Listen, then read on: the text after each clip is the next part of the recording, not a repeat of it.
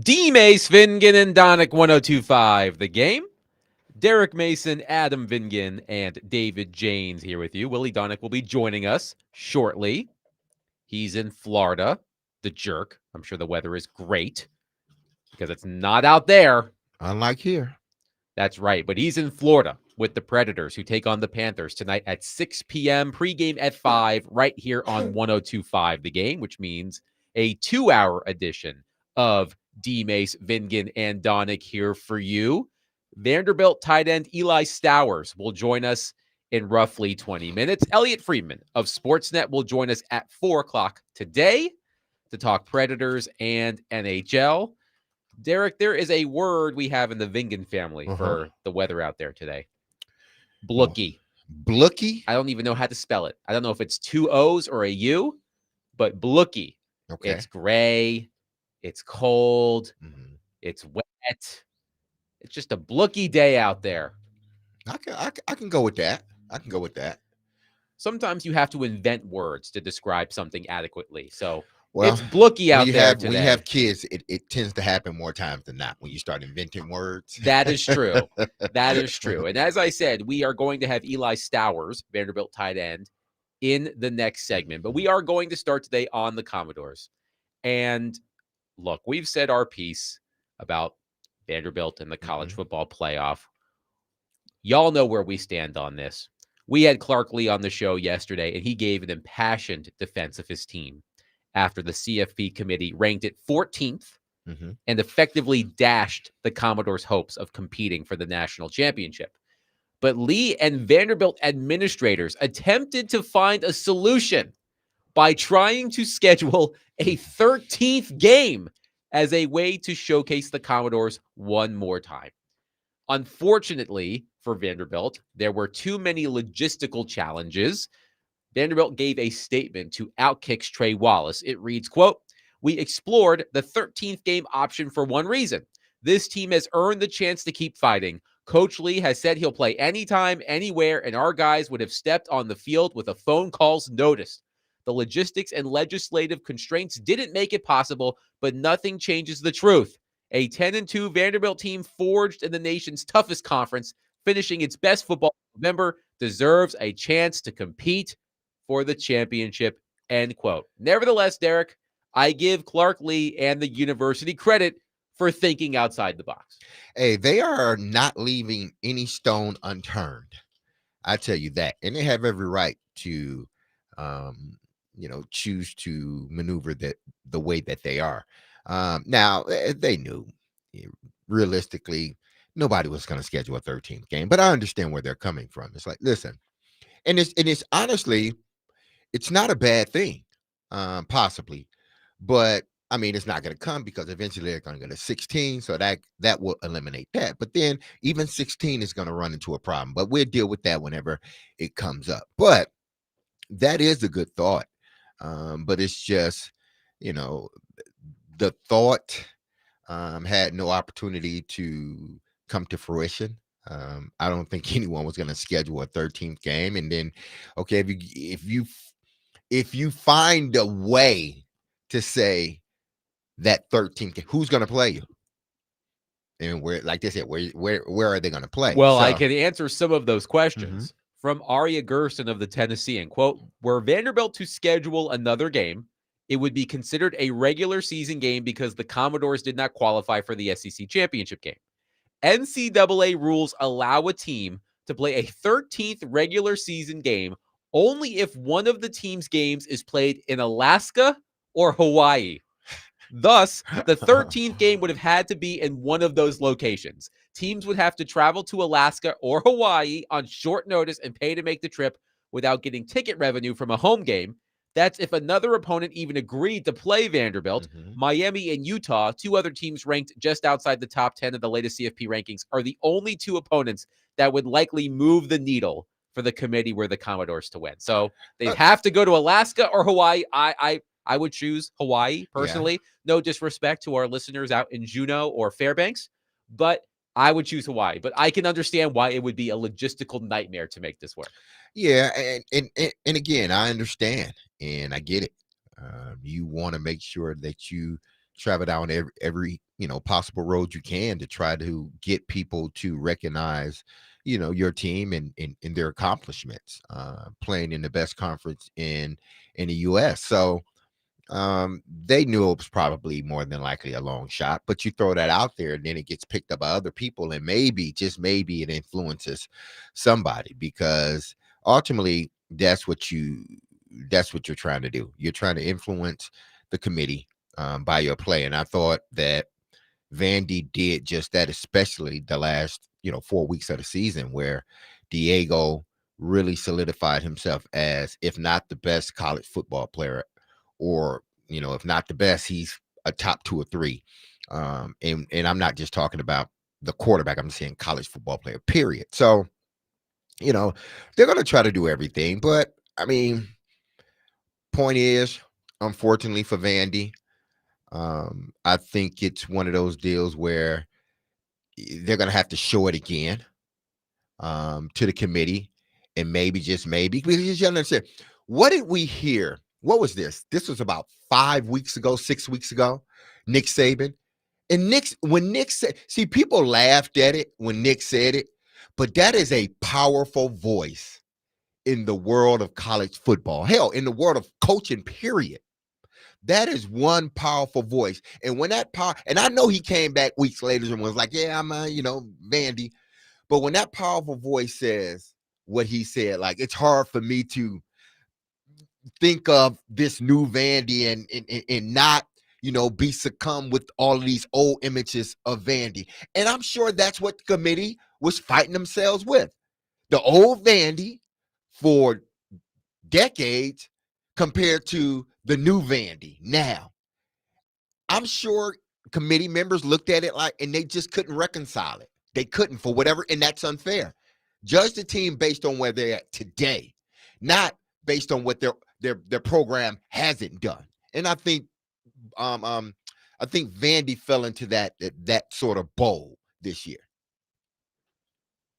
Diego Pavia did his part by tweeting at the president asking for an executive order to expand the college football playoff to 16 See, teams. he's desperate. That's desperate. That's desperate measures right there. Hey, you can't knock a guy for trying. I said they're desperate. They're turning over every rock they possibly can. I mean, he's going to go to the Supreme Court next. I mean, who knows? Who knows? I don't know. What is he going to do?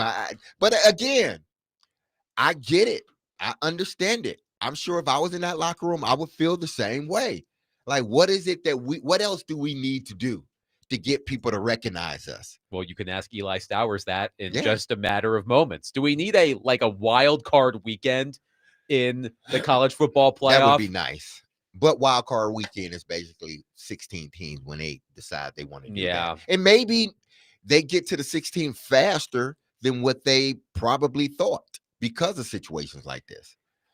Hey, again, I commend Vanderbilt for doing whatever it can to try to make its case for the college football playoff. Unfortunately, that 13th game wasn't possible, although an impromptu trip to Hawaii does sound nice. Yeah.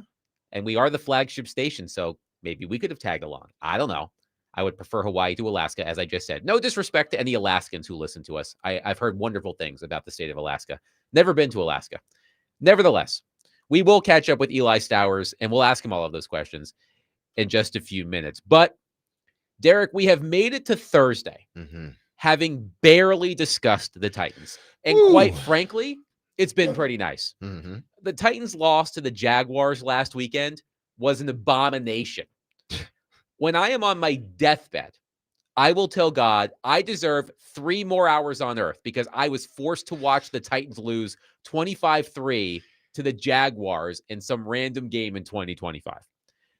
But at least we have an interesting subplot this Sunday when the Titans play the Cleveland Browns. Cam Ward versus Shedeur Sanders.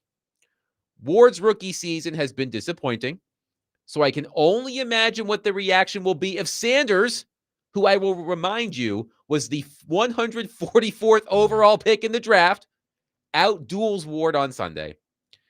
Sanders has struggled since taking over as the Browns' 42nd starting quarterback.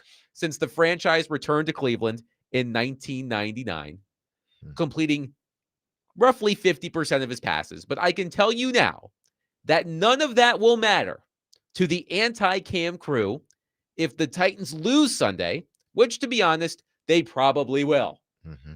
If you think it's blooky out here today, look at the forecast for Cleveland on Sunday. And there's this whole Myles Garrett thing, too, which we will discuss at some point.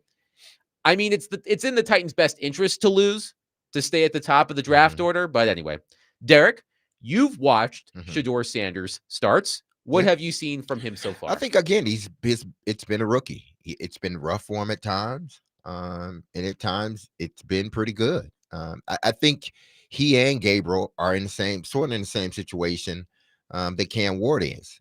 Cam Ward is in. The only difference is they have a number 1 or number 2 overall defense, meaning the Cleveland Browns, and they got Myles Garrett.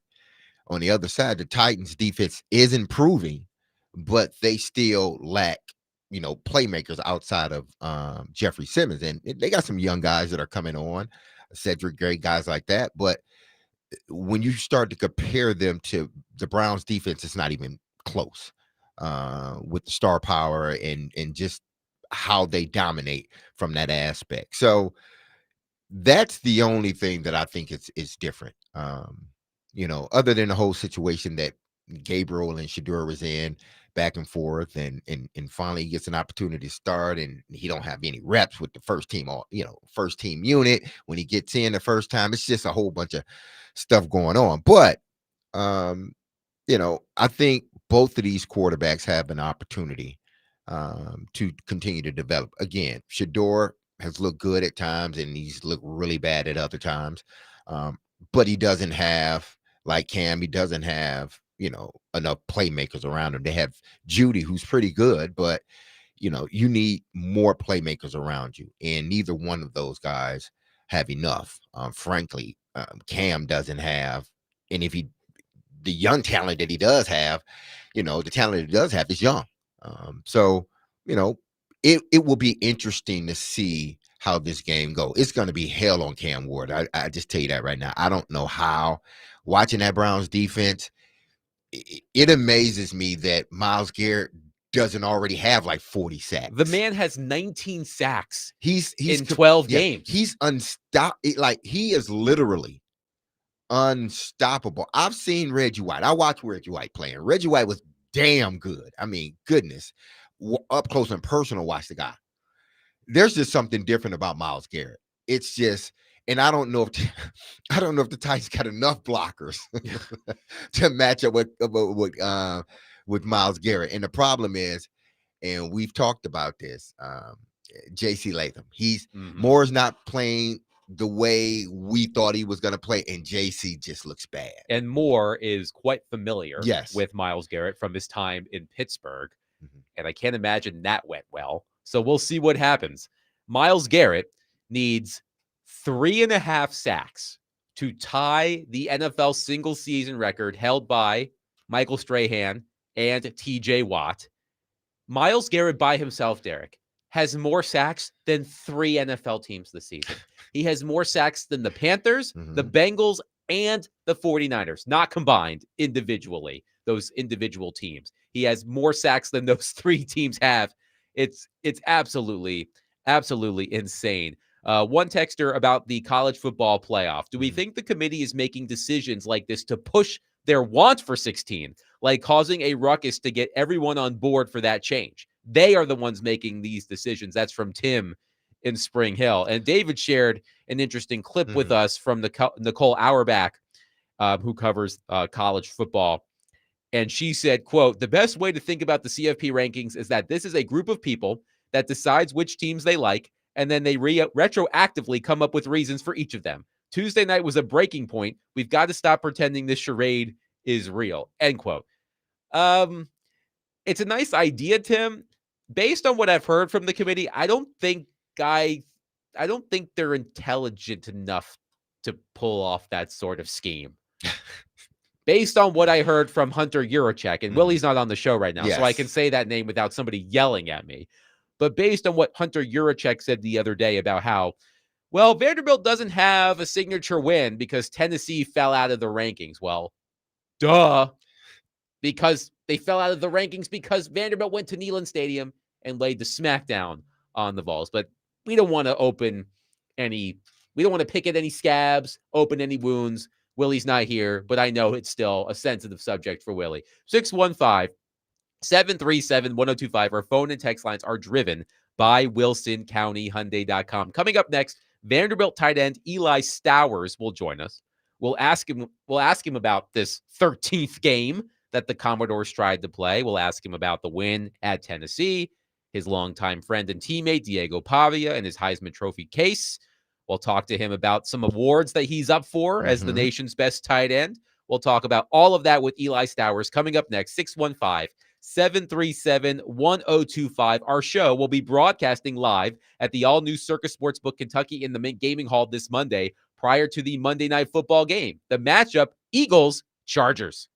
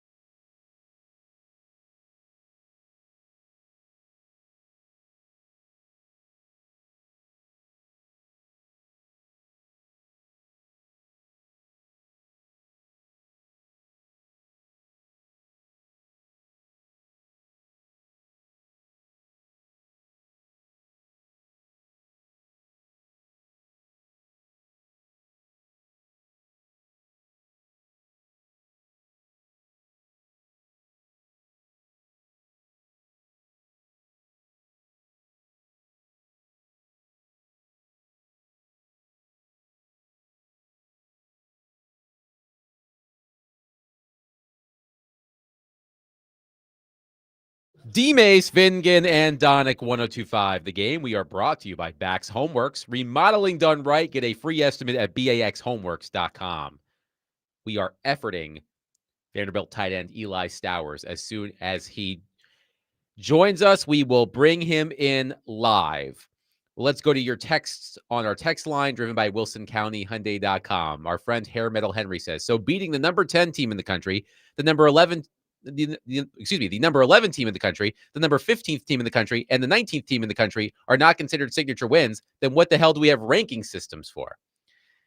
I mean, I hear what you're saying, Henry. We've covered this from every angle. We're sort of at a loss for words here on how to describe the fate of the Vanderbilt Commodores. Yeah, again, it's unfortunate that Vanderbilt is in this situation, but again, it's when they made that first initial ranking, I knew it was going to be hard for Vanderbilt to get into a position, and they did everything they were supposed to do. So, kudos to them. I believe we're about to have Eli Stowers. Yes, we do. Let's go to our phone line driven by WilsonCountyHyundai.com and welcome in Vanderbilt Commodores tight end Eli Stowers. Eli, how are you today? I'm doing good. How are you doing? We're doing well. Thank you. So we started the show today discussing your team's attempt to play a 13th game as a way to showcase yourselves one more time. We had your coach on the show yesterday. He said that he told y'all to have your bags packed because if a team calls and wants to play, we're getting on the plane. What did you think when you heard that? Man, not only me, but the whole team was behind it. I mean, we know that we're good enough to play in the playoffs and go compete for a national championship. And Coach Lee just wanted us to have a chance to prove it to somebody. And we didn't know if it was going to happen, but he said, hey, I put it out there, and so y'all just be ready for it if it does. Eli, let's go back to Saturday, a huge win for your team at Neyland Stadium, an incredibly tough place to play. To have that sort of performance on the road in a rivalry game to wrap up the regular season, what did that mean to you and your teammates? Yeah, I mean, it was a blessing, man. It was an amazing way to cap off the season that we had, and it was just a great opportunity to go and play our last regular season game against our rivals with our brothers and this team that we put together. I mean, there's so much love between us and our brothers and our coaches, and for us to go out there and put on a performance like that, it was a blessing to be able to do that. Eli, I know that you and your teammates, your coaches, are disappointed by the rankings in the college football playoff committee's eyes. And how do you square that disappointment? Because, of course, as you said before, you feel like you're good enough to compete for the national title. So how do you square that disappointment with also all of the accomplishments, all of the milestones that this group has accomplished in the regular season? Yeah, I mean, I think we just have to look at it in the way of like, we did what we could do this season, and for them, it's up to the committee to decide whether they think we should be in the playoffs or not. But that doesn't take away from, the amazing season that we had this year. I think honestly that if we could have gotten those 2 games back that we dropped, then we could have won one of those games and then not given the committee even a chance to leave us out. But at the end of the day, we had a really good season. We exceeded expectations, and it was a blessing to be a part of it. And at the end of the day, whether we get in is not up to us. So Vanderbilt tight end Eli Stowers is with us. Eli, of course, you go back a long way with Diego Pavia. Depending on which sports book you look at, he is the betting favorite or one of the favorites for the Heisman Trophy. What separates Diego from the other top candidates for the Heisman Trophy in your eyes? I mean, he's just dynamic. I think you go out there and people want to watch him play because he's so exciting to watch.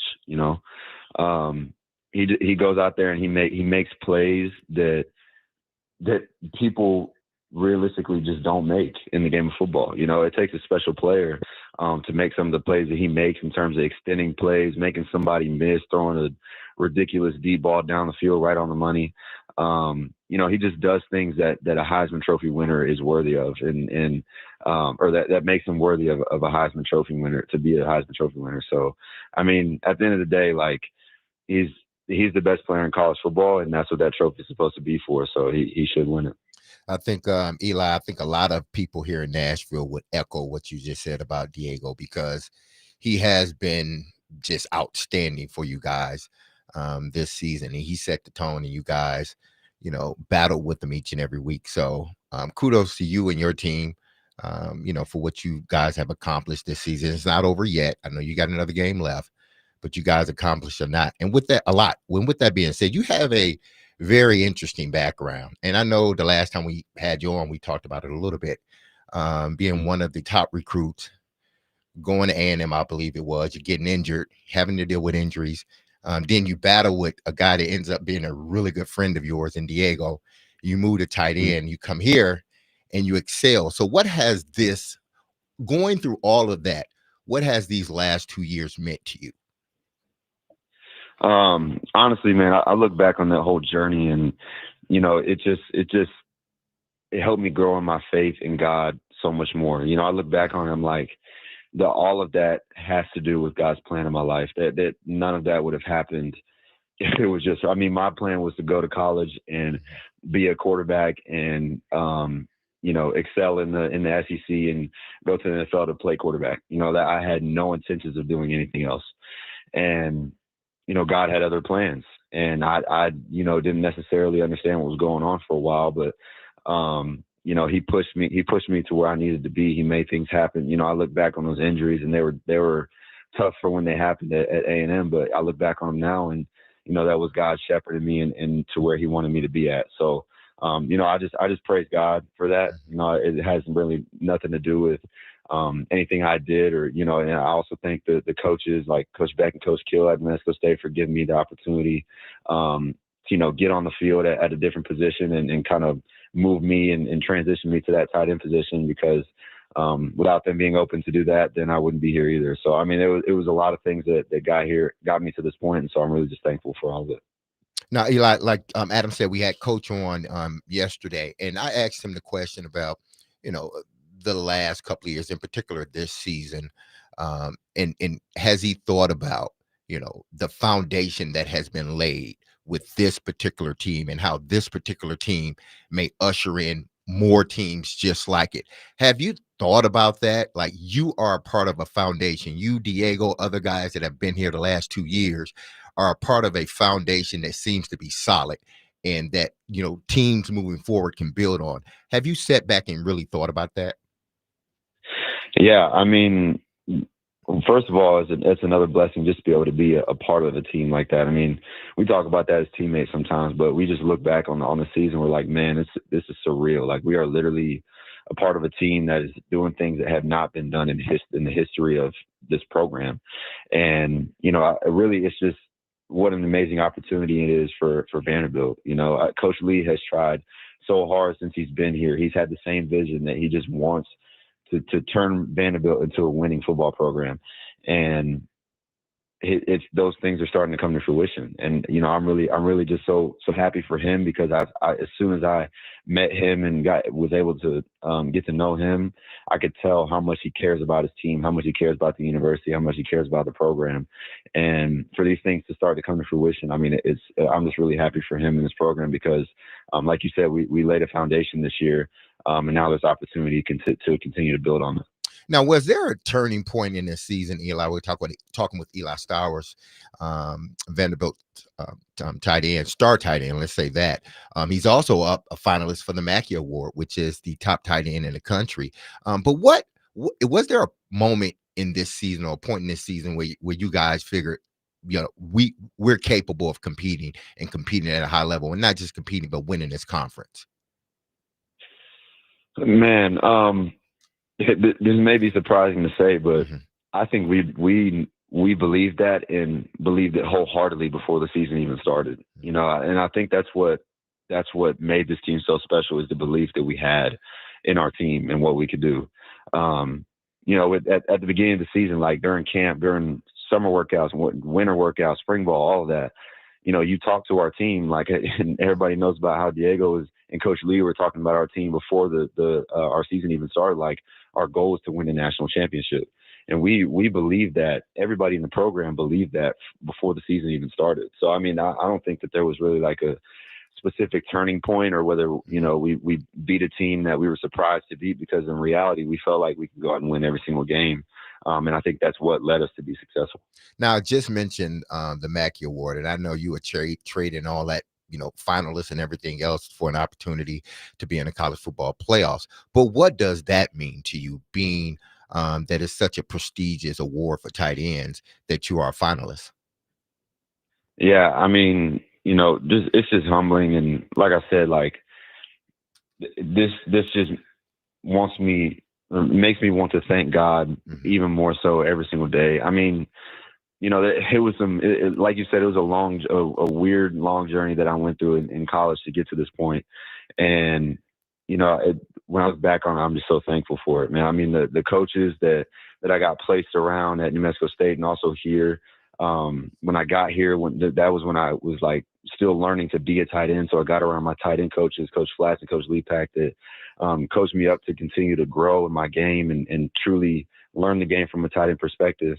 And I'm still learning to this day, but just to be recognized in that way, to be a finalist for that award, I mean, it's a blessing, and I'm just really thankful for it. Vanderbilt tight end Eli Stowers has been our guest on D-Mace, Vingan, and Donick. Eli, thank you so much for your time, and we look forward to seeing when you and your teammates play next. Yep, thank you. 615-737-1025, by the way, soon to be Vanderbilt Commodore quarterback Jared Curtis. I just checked. Yes. Nashville Christian up 49-0. Wow. And the Division IIA championship, I saw a clip of Jared Curtis running for 47 yards. Well, Vandy fans, that's something you can look forward to, that right there. Yes. So Jared Curtis, of course, decommitting from Georgia, committing to Vanderbilt earlier this week, is leading his Nashville Christian team to a blowout in the state championship. I believe it's also only the second quarter. So we'll see how many points they can score. 615-737-1025. We'll take your thoughts on what you heard from Eli. We'll also continue the Titans conversation. Willie Donick will also join the program. Coming up next, 615-737-1025. If you are looking for a good spot to watch NFL games this Sunday, come by Twin Peaks in Cool Springs, home of the 29-degree beer, and join 1025 The Game for the pregame show before the Titans take on the Browns. The pregame show is brought to you by Tennessee Brewworks and Circus Sportsbook Kentucky.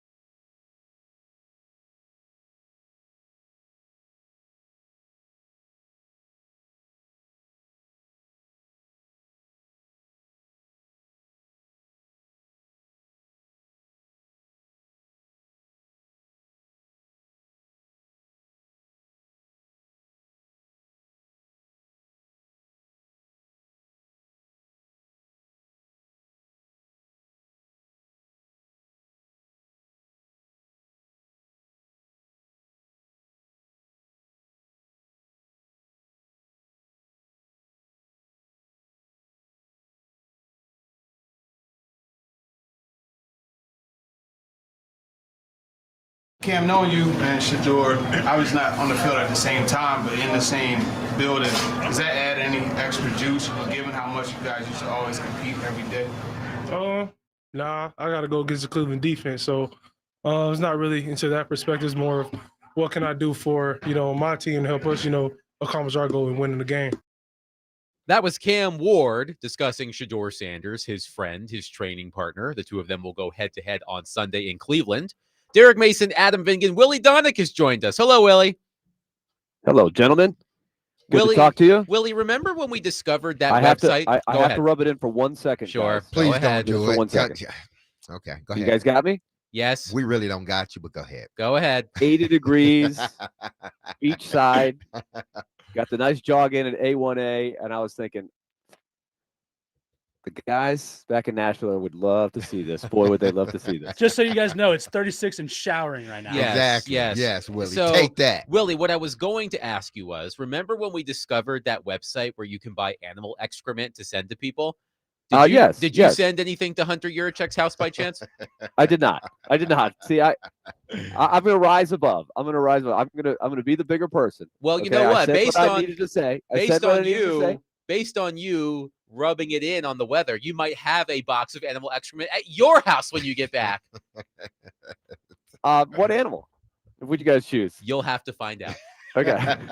There was a lot of options, as I recall, on that website. We're gonna make sure it's big and something hard to get up. Oh, don't do that. Don't do me like that. Come on. Willie, I do want to Can ask I you. enjoy the beach one day? Pretty soon I'll be calling you guys from Edmonton and Calgary, and it's going to be 10 below, and you guys are going to be laughing. We like the Edmonton, Willie. Okay. Yes. Yes. Willie, I want to ask for your opinion on this because we talked about this at the top of the show. We discussed Vanderbilt's attempt to schedule a 13th game. We talked about it in the previous segment with Eli Stowers as well. Your thoughts on Clark Lee and Vanderbilt doing whatever it takes to try to convince the CFP committee that they're wrong?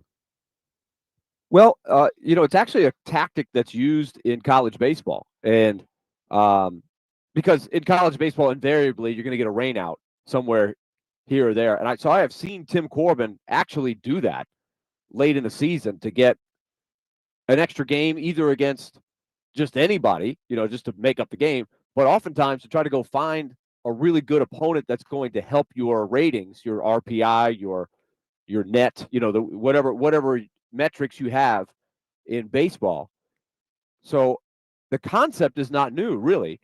I guess the logistics of a football game would have been a lot tougher because you have to play in Hawaii. Is that right?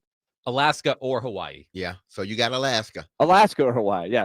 Neither place is actually just around the corner. It's not easy to schedule a game that quick, but I can see the desperation, right? I mean, it's but both teams would. I can only imagine the discussions. Like, let's find a way to do this. We've got to do something. It's the only thing we can do.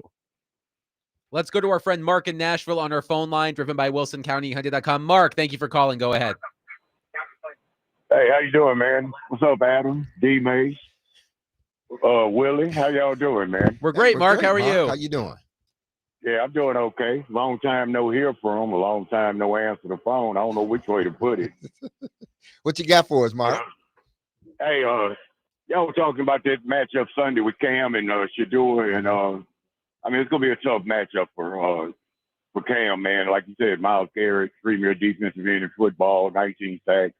I imagine you're gonna have to double up on him, man, and try to neutralize him in some form or some capacity. I don't know how Cam's gonna be able to handle that, or if he even have time to even get rid of the ball. But he'll be under pressure all day, whatnot. And I'm gonna say this too while I'm on here, man. It's a shame Vanderbilt got treated the way they got treated, not moving up for consecutive weeks. They pretty much right where they were. I hope Diego Pavia wins the Heisman Trophy and whatnot, and gets to go on a trip to New York. But Adam, while I got you on here, Yes. I hope you give Manny Diaz some respect, Adam. and go with Duke in that ACC championship game. Adam, you're a Duke alum. Come on, man. You know I love maximum chaos. So Duke winning the ACC title would indeed bring maximum chaos to the CFP. Oh, yeah, it definitely would. And D. Mace, Yes. you, Big Joe, Chris Sanders, y'all get a 4th seat ready because Mark's coming over at Twin Peaks Sunday. I want a seat at the table. I'm bringing my lady friend, Big Sugar Free, with me. I want to have some fun at the table and talk about the Titans and make some fun for the show for y'all. So D Mace, I hadn't had a chance to meet you. Willie, you need to come too because I want to meet you too. I really do. I want to meet all y'all, but I want to get a seat at that table. I need to get on the radio. I got plenty to talk about. We'll So, make sure to you leave get a a seat seat. for you and Miss Sugar Big Free. Sugar Free. Sugar Free, most definitely. That's right. But we'll be there. If the weather permits, if nothing goes on, but D-Mace, I want to see you and stuff, man. It's time for me to meet D-Mace. Adam, I hope you're there. I want to meet all of y'all. So make room for Mark, #1 caller from Nashville. Make some room for me. Thank you for the call, Mark. We'll Thank you, talk Mark. to you Like soon. VIP. We need VIP is in order here. Yes, yes. By the way, Hey, my man Mark, he ain't Sugar Free. Big Sugar Free. Big Sugar Free. Big Sugar Free. Not little Sugar Free. Big Sugar Free. Unfortunately, Mark, I know you're still listening, but unfortunately, Mark, I will not be there. Nor will I. And Willie's on the road, so none of this us will be weekend, there on yes. Sunday. So unfortunately, you're gonna have to pick another weekend. The Titans got how many more home games? 1 or 2? Oh God. Who cares? I mean, I think 2. I didn't mean to say it like It's that. either 1 I'm or so 2. sorry. It's 1 or 2. So, Mark, whenever they have a home game, come to JBJ's, man. Yes. We'll be there. 9:30. And by the way, Mike on our text line says we have bull, horse, chicken, and dog scat on our farm if you need a package sent to Willie. Mhm. Could I get a sampler? A little bull, a little horse, a little chicken, a little dog. Whole flight. We'll just leave it on Willie's doorstep for the next few days because he's not going to be home until Saturday night, Sunday. It's gonna get hard. It's and going to then- get cold. Yeah. It's going to get hard. But that's be what he hard to get up. deserves for pointing out that it's 40 degrees warmer in Florida than it is in Absolutely. Nashville. So you get My what you dog deserve. Clyde, my dog Clyde, he might enjoy, some different scents like that, and maybe I don't know. Who knows what he might do with that. Oh boy. But Dogs like He that. might add to it, Willie. You never know. Well, yes. Yeah. Unfortunately, here's the one thing I do know about Uh-huh. Sunday between the Titans and the Browns, and Mhm. specifically Ward versus Sanders. The takes are going to be scorching hot. oh yes, They're going to be they are. scorching hot, even if Shedeur Sanders has a below average game. And he's only played a few games, and so far he looks like a below average quarterback.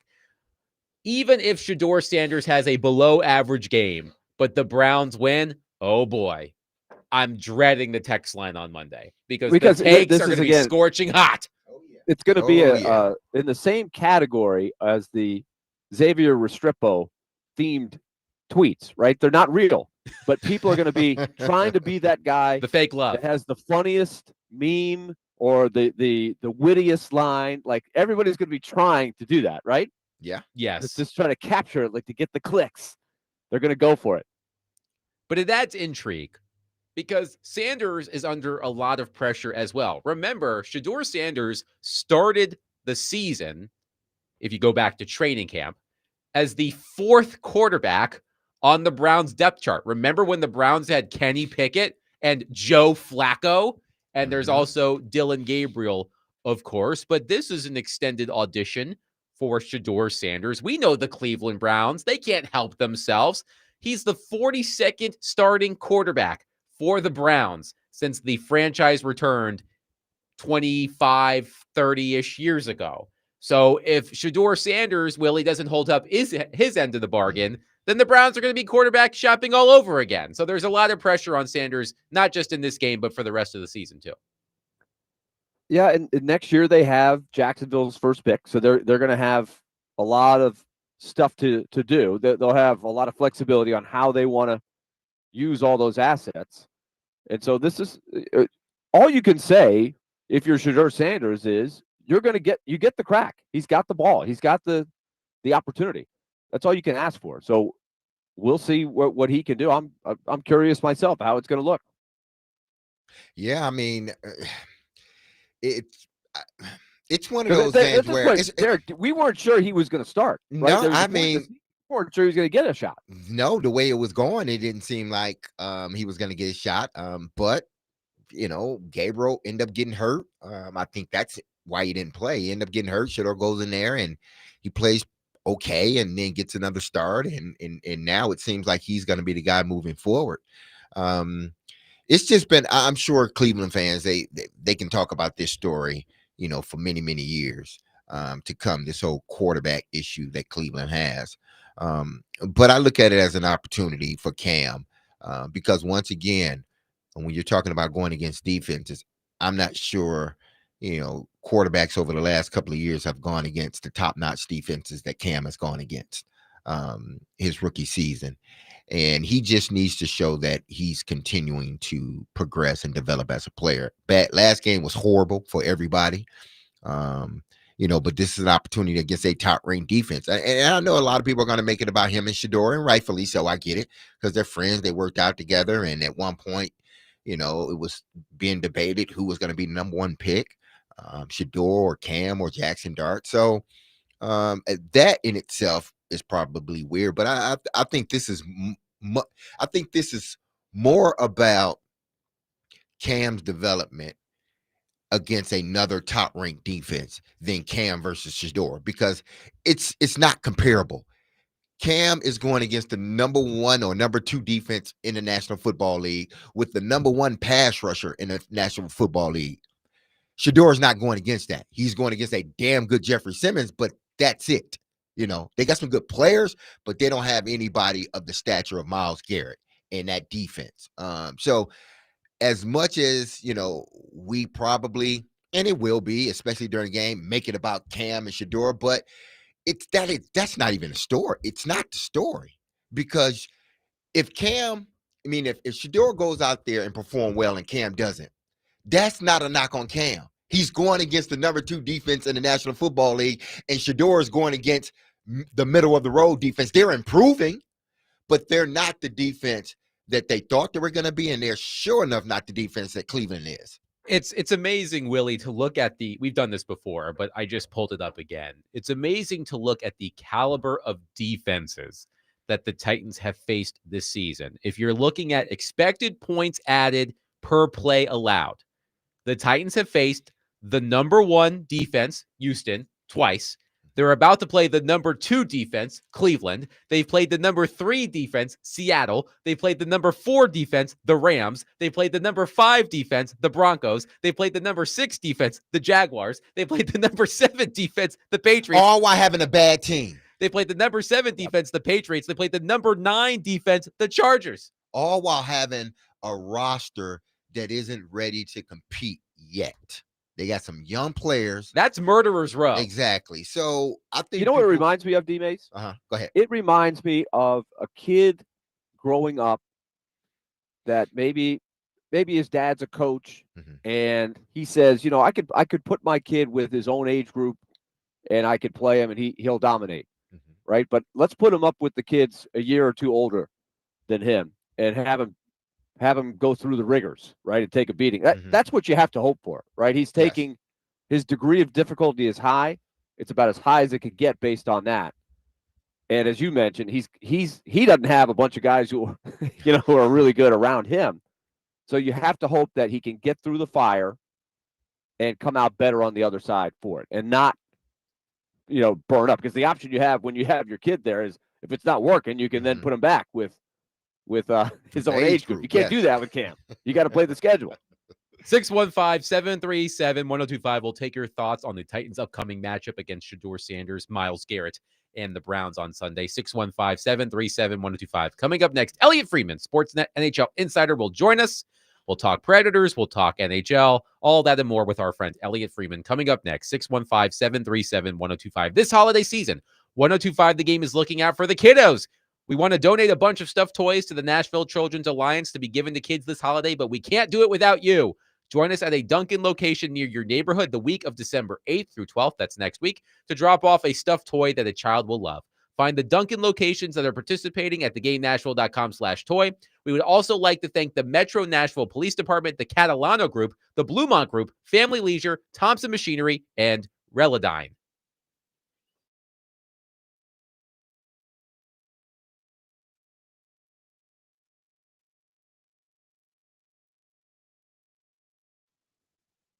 All right. Here is the word from Loan Pronto. It's a great move at this time of the year to look at 2026 and improve your financial situation with Loan Pronto and their rapid equity loan. They are delivering the lowest mortgage rates in 3 years. 4.99% fixed is what they're offering right now. It's the lowest rate in years. So you can get up to, I should say, you can skip the next 2 house payments by refining. If you need cash, if you have some high interest loans that you want to pay off, that's an option for you as well.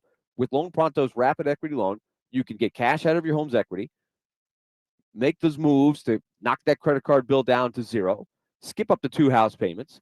And for example, one homeowner recently just got $300,000 approved in under 24 hours, wiped out the credit cards, 2 car loans, saved $2,100 a month. It's going to put you on better financial ground. No hard credit pull up front. You probably won't even need an appraisal. Fast, easy cash from your home's equity. Act now. 615-499-5780 or loanpronto.com. That's 615-499-5780 or loanpronto.com, and start that new year by wiping out all those high interest debt. Equal housing lender, NMLS 166-1781, APR for well qualified buyers. Visit NMLSconsumeraccess.org.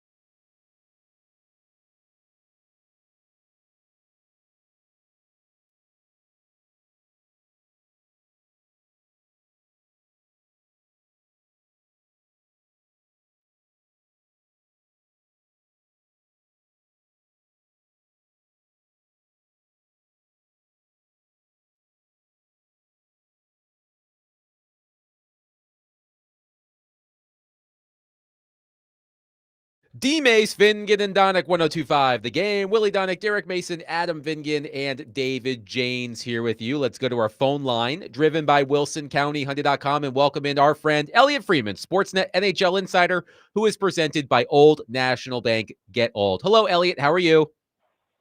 Good. I hope you guys had a great Thanksgiving. Thank you. We are doing well, except for the fact that Willie's in Sunrise, Florida, and rubbing it in that it's 80 degrees Fahrenheit there, while it's 30 degrees Fahrenheit here. I don't even know how cold it is in Toronto. It's probably even colder.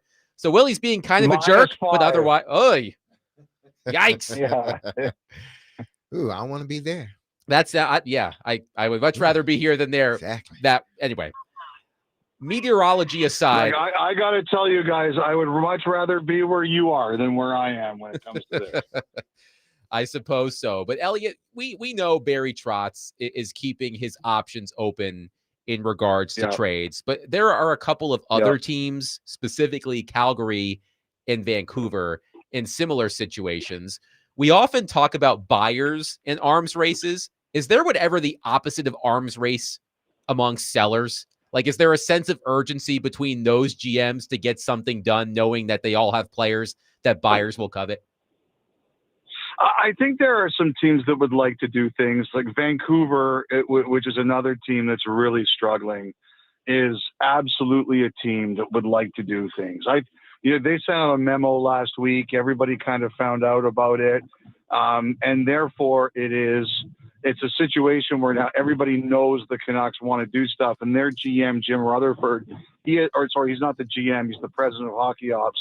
He has a history of going fast. Like when he says, I want to do something, he does it. And I don't think it's going to happen as quick as he would like. I don't think he's gotten yet the offers that he wants, but I think one of the problems out there, guys, is that there's just so many teams still in it, particularly in the East.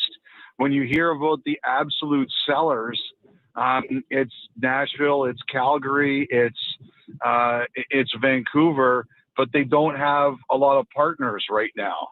And I think so. That's one of the challenges. And the other one, like a team like Toronto, which wants to make quote unquote hockey trades, like we'll consider some guys on our roster and we'll trade you for guys on your roster.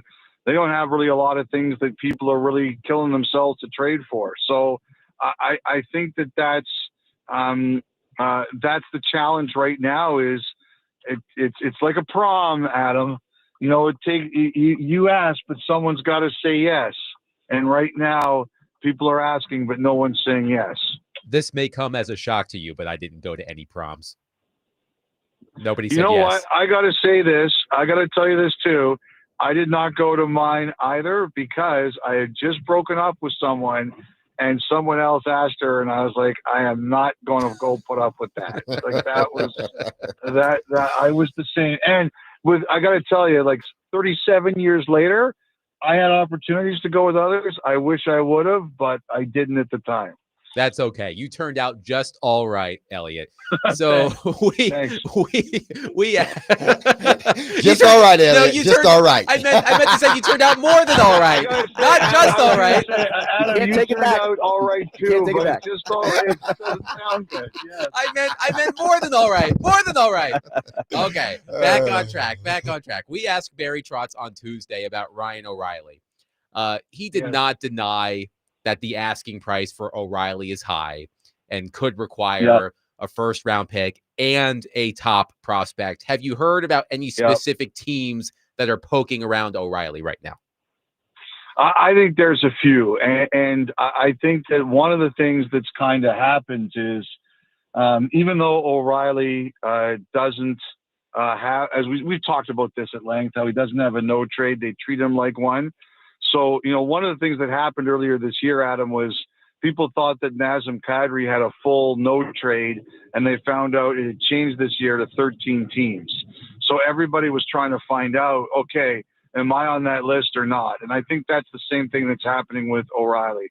I think people are trying to figure out, is it even worth going down this road? Because if we go through it, will that mean that Ryan O'Reilly doesn't want to come here? So I think that the teams that kind of are if you look at O'Reilly's history, I think people think that It's not necessarily the loudest market, but somewhere where there's a good hockey team, but doesn't have a ton of media and a ton of noise around it.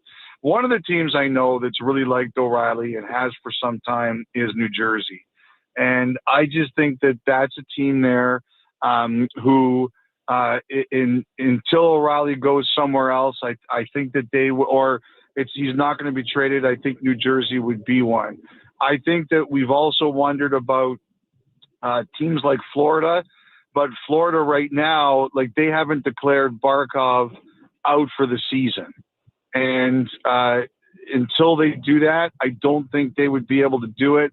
I also am not convinced that Florida would have what New Jersey would want. It's tougher for or what Nashville would want. It's tougher for them to make the deal. But the one team I always kind of know about with you guys is New Jersey, because I know they've liked O'Reilly for some time.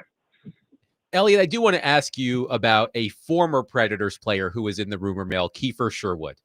It seems inevitable that he will be traded, and I'm curious what it will take for a team to acquire him. He got off to a great start.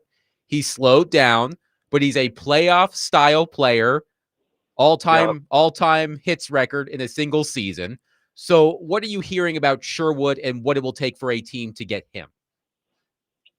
Well, number one, I kind of wonder if we could go back in time and we had that power, if Nashville would have kept them. The thing is, we always have 20/20 hindsight. There's always things that managers do right. There's always things that managers do wrong. Nobody's perfect. And I have, as I've watched what's happened over the past couple of years, if the Predators had a time machine, would Kiefer still be here? And they would say, all right, we should have done this. I think one of the reasons he's struggling right now, Adam, is that it's weighing on him a lot. I do, like, he was on a shooting percentage heater. He was shooting 30% earlier in the season. That wasn't going to continue, and there was going to be some correction. But I do think all of this noise has kind of gotten to him a bit. I do think that they asked Philadelphia about Owen Tippett. I think that's true. I don't think Philadelphia has interest in doing that. I don't think that's going to happen. But I do think that they have kind of looked at like-minded players for Sherwood. They're trying to ask for the best possible player they could get in return plus.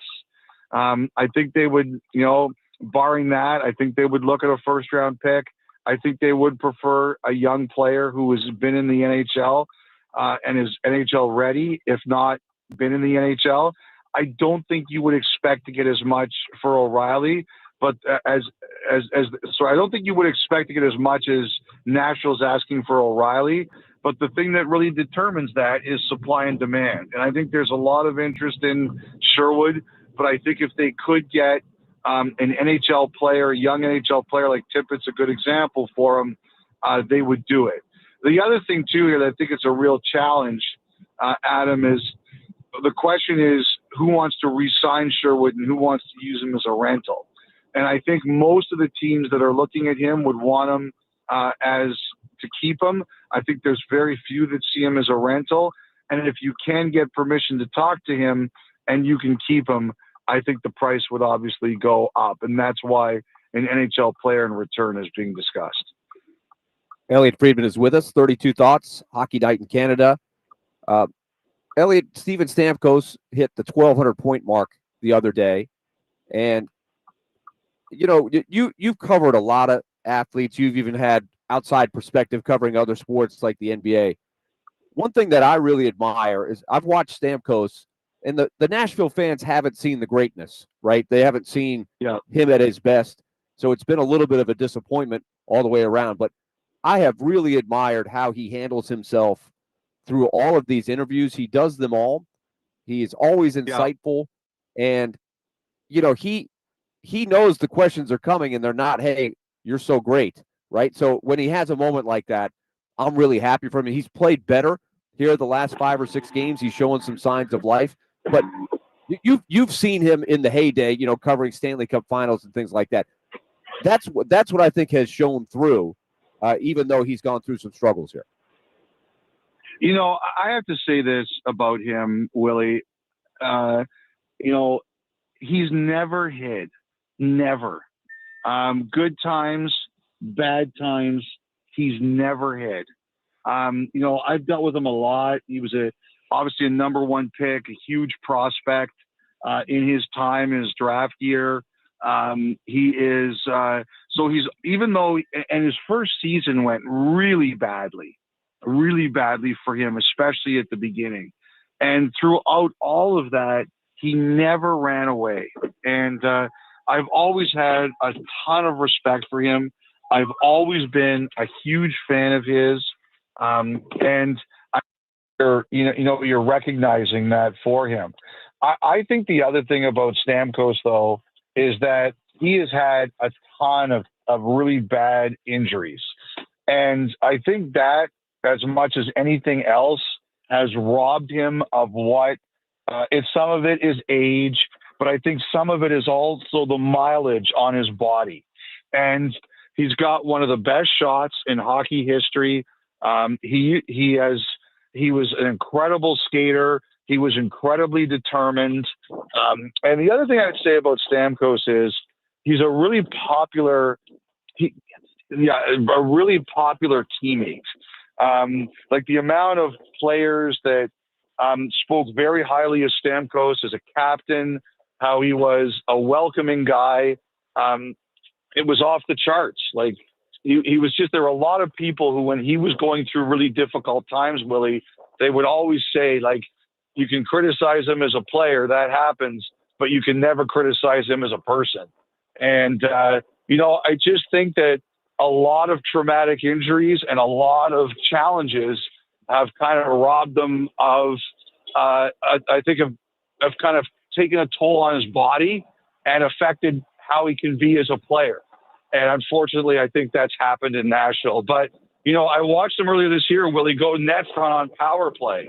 And I never thought I would ever see that day. But he had to, you have to try new things, and he did it. And I think at the very least, he's shown that his ego is not too big to try different things to help the team. Now, I do think that's a big theme of what they've tried to work with him on, is trying to evolve a little bit, try to find a few new things to see if that can bring him to another level. Elliotte, one of the worst things you can say about a team is that they don't get along. It's a toxic environment. There was a report that came out, and I don't know if you heard Barry Trotz's quote. We have to credit David James, our producer. I listened to Barry's response. For Barry's getting to the bleep button in time and saying that report was bull. He went into a sort of a passionate answer about why he disagreed with that. But like, how does that strike you when you see a story like that? I just think this: losing sucks. Willie, like, losing sucks, and nobody's happy when a team is losing. And is it the most toxic environment in the league? I can't say that for sure. I'm not there, but the one thing I would say is that everybody hates to lose. And if you're, Derek, you've been in a professional locker room for a long time. If people are happy losing, I don't want to be around those people. And I would say this: I would think that is it as harmonious as it could be? No, because the results aren't there. But is it absolutely terribly toxic? I can't say that either. I would just bet it is. Just imagine if you were in a room where, you got, like, Derek, Willie, like, you kind of live it in a way. Like, you're there, right? Remember last year when the puck dropped and how excited you were about the Nashville Predators? And look at where we are a year and a half later. Nobody's happy. The fans aren't happy. There's no way the organization's happy. Andrew Burnett isn't happy. The players aren't happy. Barry Trotz isn't happy. The new owner isn't happy. And it's not going to be a happy place because of the losing and the disappointment. But to me, I look at that as, like I said, I would be disappointed if it wasn't like that. And I'm not saying it's super toxic or terribly toxic, but I don't expect it to be happy. Right. You could be, there's a difference between being angry, determined, disappointed and it being toxic. Toxic is got a Yeah. different connotation to me. Well, the thing is, like, I'm always careful about things like that, Willie, because I'm not there. Like, if it was in Canada or it was a team I was around a lot more, I think I could have a better pulse. Like, geography is not something that allows me to be around the Predators full time.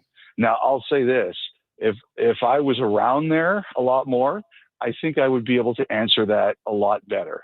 But the other thing is too is that I think Barry had to say what he did say the other day. He has to come out and say that that's not the case. And I think, and I would expect that if I delivered that report or I said that, I would expect Barry Trotz to come out and say, that's not true. Like, I went through a situation a couple of weeks ago. I reported that Svechnikov from Carolina had indicated earlier in the season that, he would be willing to be traded if he was going to stay on the fourth line. And he came out a couple of days later and said that was completely not true. Now, I don't want to get into a war of words with him. I stand by what I said, and I gave him equal time. I made sure I posted his response. But I have to recognize that when I'm reporting that, there is a chance someone is going to come out and say, you are completely full of it. And you know what? You can't expect any different. Elliotte, you followed the Luke Evangelista holdout for a good while.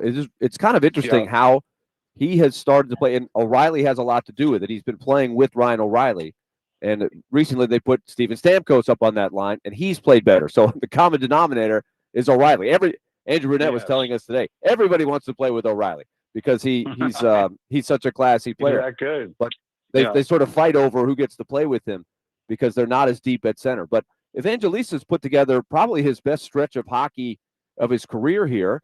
And so it's interesting to see that through the fire here, he looks like he's going to be a good investment. Well, I mentioned his name on your show. I must have been 2 weeks ago, and I got a couple of texts about it, like Evangelista ?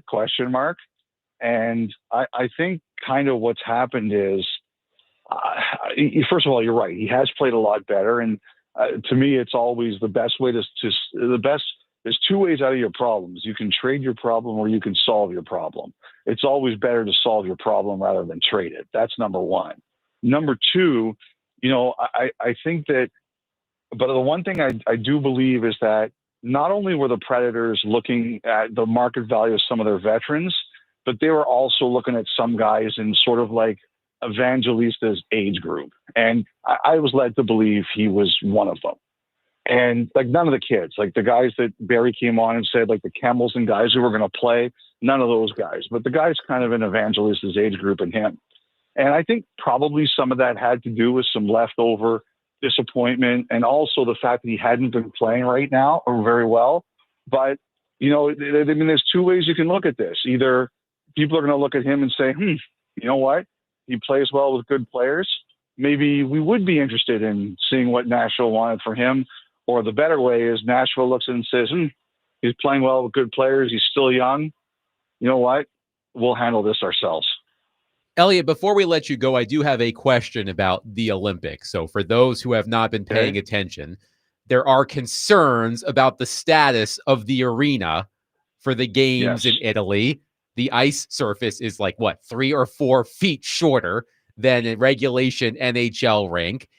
What's the NHL's level of concern at the moment? Any indication that they would pull out of this based on the status of the arena? I think right now, this is a big miss by the IOC and the IIHF to let this get to this point. I think it's a big, it's kind of amazing actually. I don't think they're going to pull out right now. It's too important to the players. You're really gonna I think this thing's going to be ready on time. It's just going to be a question of could look really nice on the, it's like a house, Adam. Could look really nice on the outside. What's underneath? I'll say this. I think at the end of the day, the biggest concern, Adam, is going to be about the quality of ice. That's going to be the issue that is going to be of concern here. And I think more than the dimensions and more than the rink itself. Like I have to think, Adam, that on some level they've called around and said, "What's our backup plan? Where can we go?" But I'm told the IOC is like, "No, there is no backup plan. This is gonna be ready, and they're gonna play." And that's where we stand right now. I think until they're told. And the other thing too is, if you ask players, Adam, they're so jacked up to play in the Olympics. They'll like tell them, like, if you want to put us at the corner of, like, just outside on Broadway, and we have to play the Olympics on Broadway right next to your arena and next to Tootsie's, they'll do it. Sportsnet NHL insider Elliotte Friedman, who is more than just all right, has been our guest on D-Mates, Ving and Adonic. He joins us every Thursday during hockey season. Elliotte, thank you for joining us as always. I can hear the Kenny Loggins song, "I'm All Right," from Caddyshack playing right now. I'm reliving my 1988 breakup. That was a tough one, man. I'm sorry, Elliotte. I'm sorry about that. You are more than just all right. You're the best in the business. Thank you as always for joining us. We'll catch up next week. All right, guys. Take care. 615-737-1025. We will react to what Elliotte had to say. I've also been meaning to get to something that Jeffrey Simmons said after the Titans lost to the Jags over the weekend. We will get to that next as well. 615-737-1025. Saturday's college football game of the week. Number 2 Indiana versus number 1 Ohio State in the Big Ten championship game on 94.9 The Fan at 7 o'clock. Coverage is presented by Circus Sportsbook Kentucky and is also available on the Game Nashville app and at theGameNashville.com.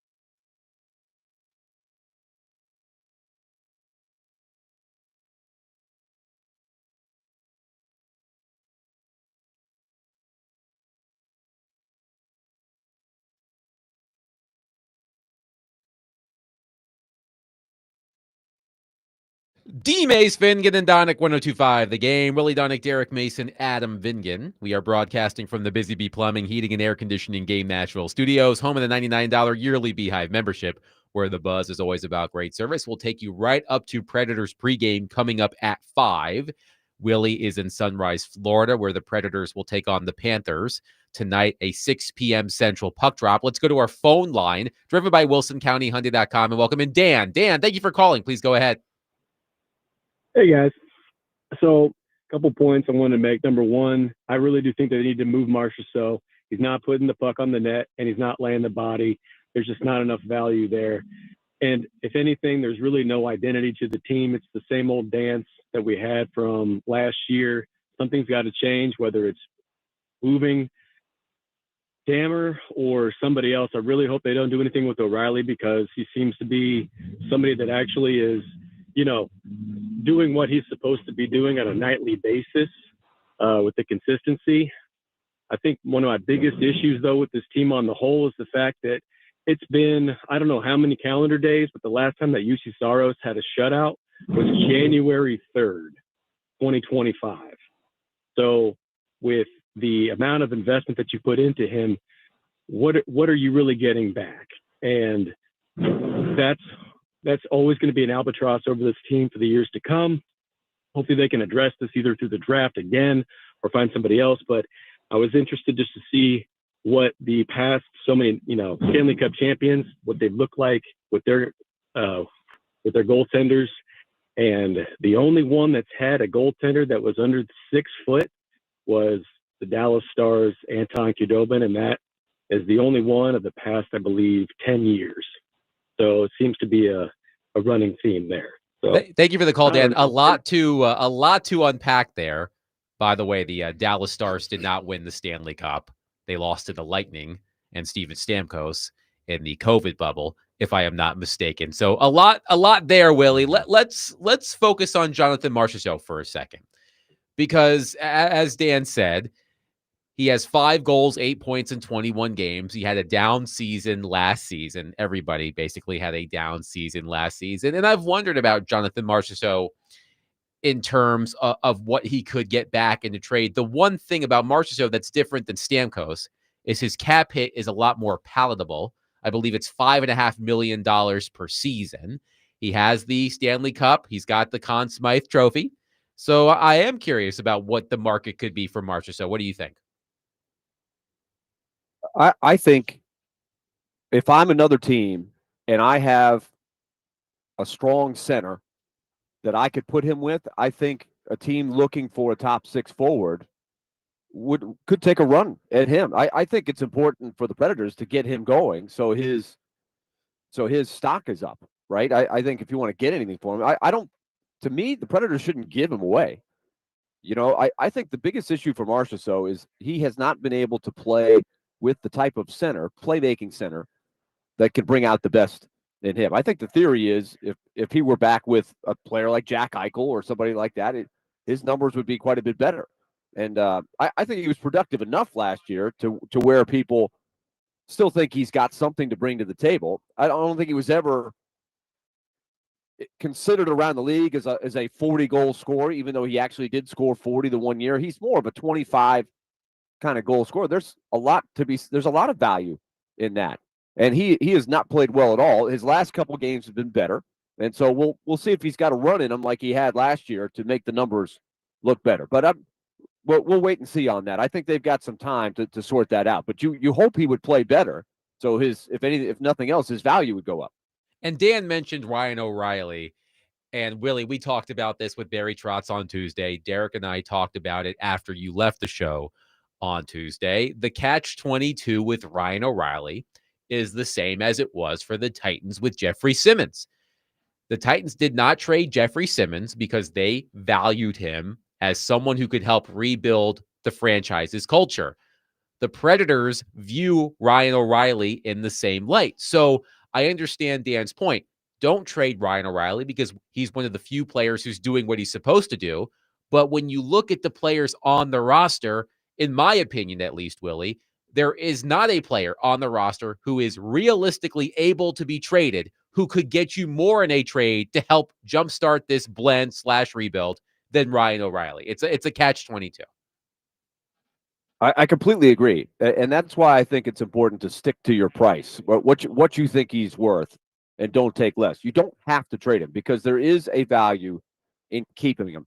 I think if you get top dollar for him, and I do think there's a chance that it continues to be a seller's market, and you might get some offers that would maybe blow you away to where he said, you know what, I didn't really want to do it, but I cannot refuse this offer here. I think if you get to that point, you really have no choice. But it is very apparent right now, especially where they are at center this season. And maybe, I mean, theoretically, next season probably won't be a lot better until guys like Svechkov and David Edstrom and Brady Martin start to come down the pike. And it's going to be a while before those guys can really anchor that spot.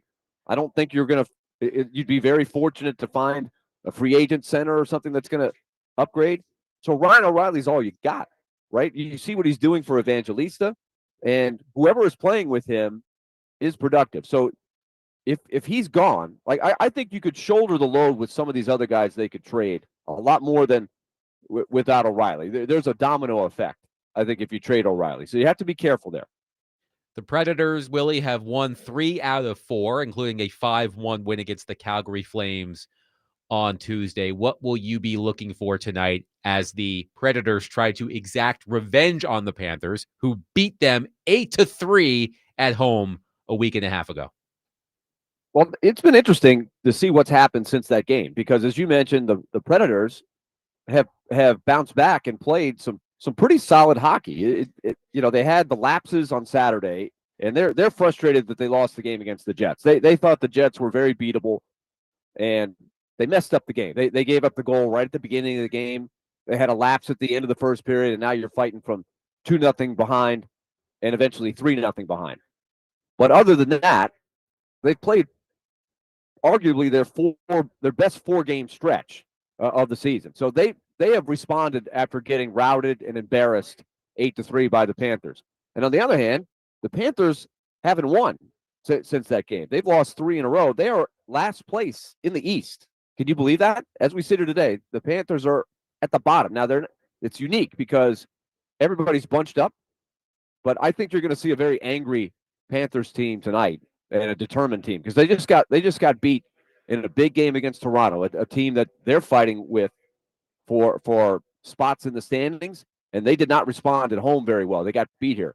So I think it's going to be a very intriguing game to see if Nashville, what did they learn? How do they adjust after getting embarrassed by this team?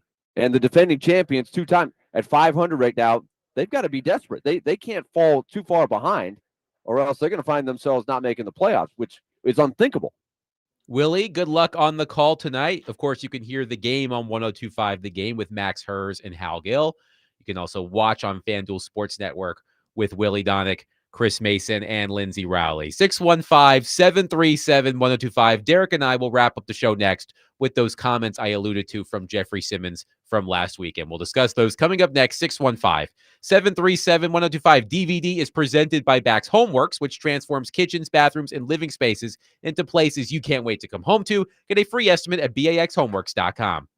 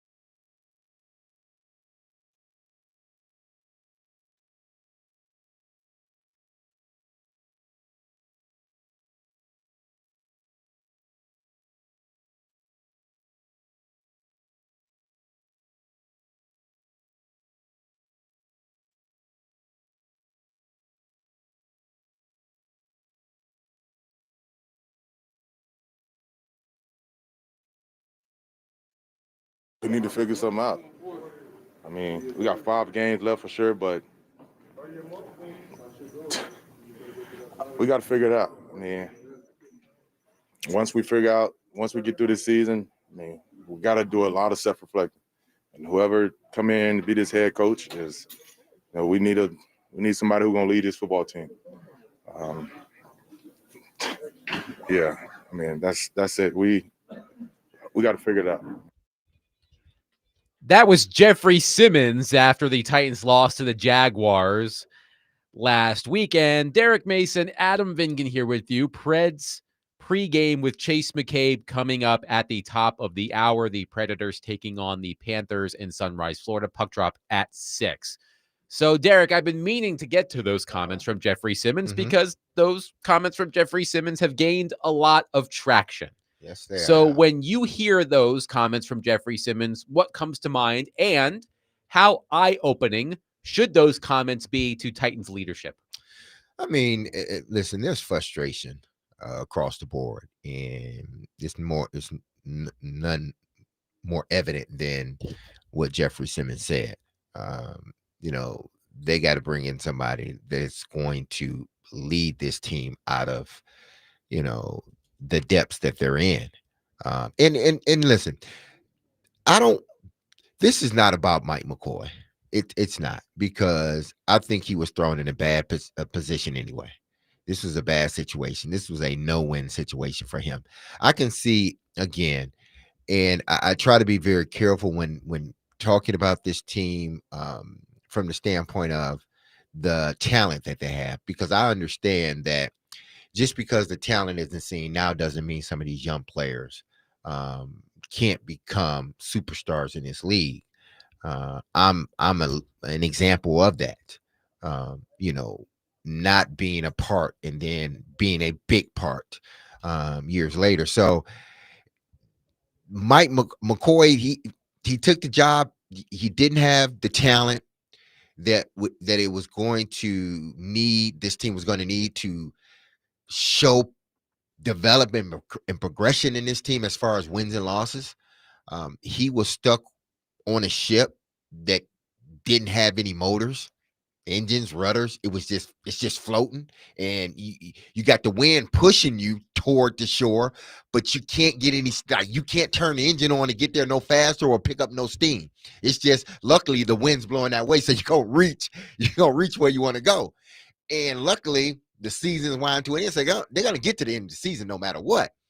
But the hand that he had to take hold of wasn't a good hand. So I'm not going to sit here and say this is McCoy's fault, or he's not leading this team, or whatever, because he's been dealt a bad hand. So Jeffrey comments, I don't think is indicative of how they feel about McCoy. I think from Jeffrey's standpoint, he's been a part of what it looks like to win football games and how that team was led. And he doesn't feel that anymore. And frankly, he probably didn't feel it before Callahan got fired. So now what he's saying is, listen, man, we are who we are. This season's going to end pretty soon here. But at the end of all this, we got to look in the mirror, and we got to bring in someone that's going to challenge every individual in this building, not just the locker room, but in this building. Someone that can lead the way Mike Vrabel led, because that's basically what it boils down to. That was my thought when I heard that. This sounds like Jeffrey Simmons saying, if I have a say in who the next coach of this team is going to be, I want a leader of men type. Not a Vrabel type. Right, a Vrabel type, a Dan Campbell type, not a Brian Callahan X's and O's type. Someone who is going to rally the troops, so to speak. Let's go to Justin on our phone line, driven by Wilson County, Hunter.com. Justin, thank you for calling. Go ahead. Hey, guys. What's going on? Good. I'm good. How are you? All right, good. One comment I have. Just because in this league, in the NFL, if you enter the draft, doesn't mean you're going to get drafted. And then if you're drafted, does it mean that you're going to make the team? And if he makes the team, it doesn't necessarily going to play. So everybody on that roster has made the team, and especially Cam. Like if I was Mike McCoy on Sunday, I would sit Cam and put in Will Levis. Now, Well, Will Levis is unavailable. Yeah, he had he's still shoulder hurt, yes. surgery. He's not. He He's done can't for the play. season. Yeah. I would put any backup that is behind Cam in and let Cam sit the rest of the season. And yeah, like it's not looking good for the Titans to win out for the rest of the season, anyways. And if it would help him humble him a little bit, probably sit him for a little while and just let him learn from just watching the game instead of playing the game. Thank you for the call, Justin. Do we feel, Derek, that Cam Ward needs to be humbled? No, I don't think that's the last thing. I mean, if you haven't, this guy is as humble as they come. He understands the road that he took to get here. So I don't think not being humble is one of his issues. The kid, that's all he wants to do is go out there and compete hard and not throw anybody on. He's just a team guy. That's what he is. And when you're a team guy, automatically you're a humbled guy, and that's what he is. And I understand from the standpoint of sitting Cam, because listen, you're not going anywhere. The offense isn't looking good. You can open your guy up to getting hit and injury occur. You may be doing more harm than you are good. And I know how some people could see that, but listen, these are learning moments for Cam. And as bad as it may seem right now, sometimes you need to go through this stuff. So you know how it feels and you know what to work on. And when you ever do get in a situation where you can always look back and reference these times and these games, and we've been through it, so we understand, fellas. So you have to, and I've always pointed, when I got here in 97, 98, we had to go through those 8 and 8 years. We had to do all of that to become the team that we ultimately were. And that's where the Titans are at now. The unfortunate part is, they don't have the necessary talent right now. So it makes things look a lot worse. But outside of injury, I wouldn't sit Cam. I think these are situations Cam's got to go through, just like Steve went through them. And Marcus went through them at one point, when he was a starting quarterback. You got to work through some of these hard things. And this season has been a hard season for the team, but most importantly, it's been a hard season for the quarterback. But again, he's shown a lot of resolve. Just look at his history, look at his past. He didn't have an easy road getting to where he got. So a season like this ain't gonna make him fold. Let's go to Quinn on our phone line. Quinn, thank you for calling. Go ahead. Hey, Derek, I got a question for you, man. Yes. So I want to know which one. I'm not a Titan fan at all. My dad is diehard, but I asked him this and he stuttered. So my question is, which one hurt worse? Trading A.J. Brown and he winning the Super Bowl, or getting rid of Mike Vrabel and that the Patriots #1 in the division? I'm gonna go ahead and let y'all handle it. Thanks, Quinn. Thank you, Quinn. I think the Vrabel part. Because players, I mean, listen, that's just the nature of the business. Sometimes you're going to lose good players through free agency or trade. You want to keep them all as long as you possibly can. But unfortunately, in this business, we see more and more marquee players get moved. So it's not an uncommon thing to see, even though Titans fans hated it, hated to see it happen. But I'm happy that he went to Philly and was able to find some success, continued success, and ultimately win him a Super Bowl. So that's wonderful for AJ. I think it's losing Vrabel because, man, look at the teams that have been consistently successful in this sport. All of them have one thing really in common: that consistency at the head coaching position. It's Pittsburgh, Baltimore, San Fran, Buffalo, teams that have Kansas City, teams that have that consistency. And when you lose that coach that had that edge, look at New England. They lost that coach that had that edge, and they were wandering for a year or two. And then they finally found someone with that edge again, and look where they're at. So players come and go. And I know some players, when you lose them, it's more of an impact. But when you have a coach, and get it, I think Vrabel time just wore out here.